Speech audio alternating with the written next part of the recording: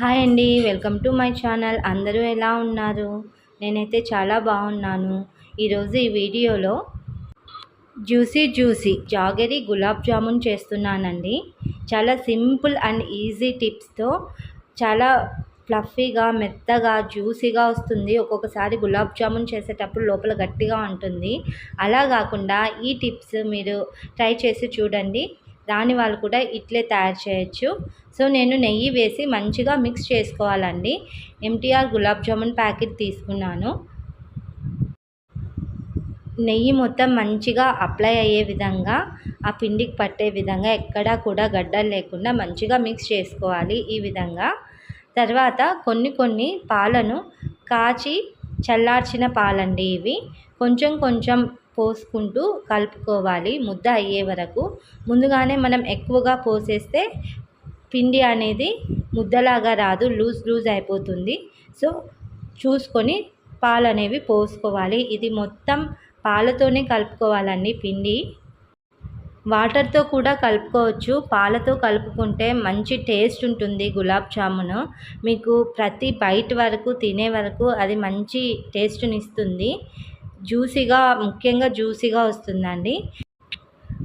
Jamun mix మనము ఒక cup తీసుకుంటే ఒక 2 కప్పుల బెల్లం అనేది వేసుకోవాలి. స్వీట్ ఎక్కువగా తినేవాళ్ళు కొంచెం ఎక్కువ వేసుకుంటే సరిపోతుంది. నేనైతే 1½ కప్పు వేసానండి. 1½ కప్ అయితే ఎగ్జాక్ట్ టేస్ట్ సరిపోతుంది. మీరు కొంచెం ఎక్కువ తినాలనుకుంటే 2 కప్స్ వేసుకోండి.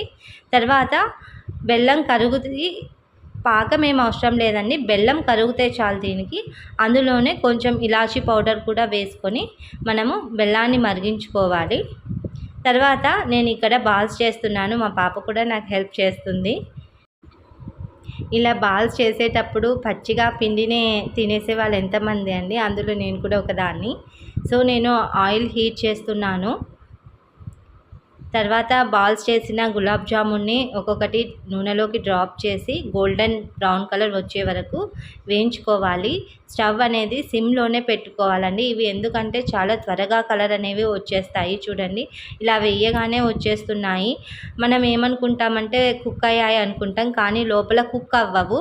అలా కుక్ అవ్వకపోవడం వల్ల గులాబ్ జామున్ మనము సిరప్లో వేయగానే అవి లోపల గట్టిగా ఉంటాయి, పైన మాత్రం మనకి మంచిగా కనిపిస్తుంది. బెల్లం పాకంలో మనము ఫ్రై చేసుకున్న గులాబ్ జామున్ను అందులో వేసేసేయాలండి. వెంటనే వేసేసుకోవాలి. మామూలుగా చాలామంది ఒక గిన్నెలో పెట్టుకొని తర్వాత వేస్తారు. అలా మనం వేడి మీద వేయడం వల్ల ఆ జ్యూస్ అనేది లోపల వరకు వెళ్ళి జామున్ అనేది మంచిగా జ్యూసీగా వస్తుంది. ఒక పావు కిలో గులాబ్ జామున్ మిక్స్తో ఈజీగా 20 to 25 వరకు చేసుకోవచ్చు. మనం సైజ్ చేసే బాల్స్ని బట్టి ఉంటుంది.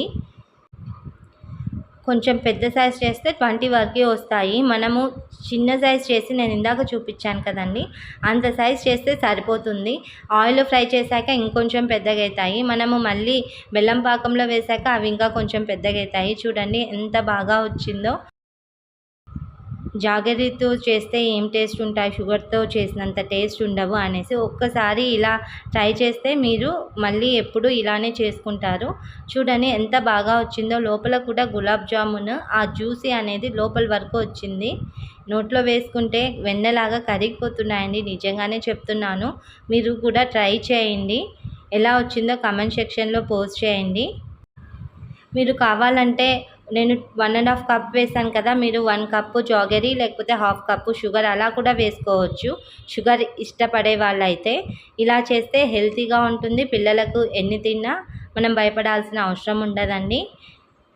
ఈ వీడియో అందరికీ నచ్చిందని అనుకుంటున్నాను. మరిన్ని ఇంట్రెస్టింగ్ వీడియోస్ కోసం నా ఛానల్ని లైక్ చేయండి, షేర్ చేయండి. మీ అమూల్యమైన సపోర్ట్ని నాకు ఇవ్వండి. Thank you for watching.